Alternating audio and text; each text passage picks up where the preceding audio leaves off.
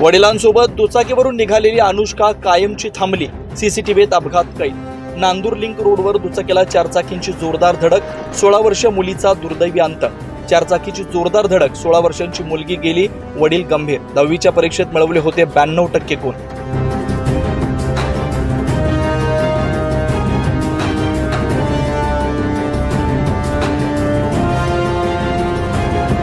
नाशिक शहरातून एक दुःखद आणि हादरवून टाकणारी घटना समोर आली आहे। किराणा खरेदी करून वडिलांसोबत घरी परतणाऱ्या 16 वर्षीय मुलीचा नांदूर लिंक रोडवर अपघाती मृत्यू झाल्याची घटना घडली आहे। ही घटना बेंचमार्क इमारतीजवळ घडली असून दुचाकीवरून जात असताना अज्ञात पांढऱ्या रंगाच्या चारचाकी वाहनानं त्यांच्या दुचाकीला जोरदार धडक दिली। अपघाताची घटना सीसीटीव्ही कॅमेऱ्यात कैद झाली आहे। या धडकेत अनुष्का शांताराम निमसे हिचा दुर्दैवी मृत्यू झालाय।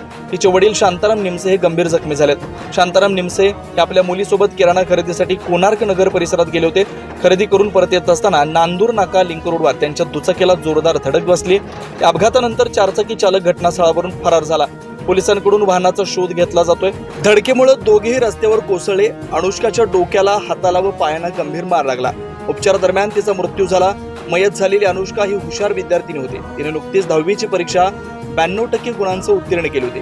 तिच्या यशानं संपूर्ण कुटुंब आनंदात असताना अचानक घडलेल्या या अपघातामुळे सगळे सुख एका क्षणात हिरावलं गेलं। घरासाठी किराणा घेण्यासाठी वडिलांसोबत निघालेली अनुष्का परत आलीच नाही।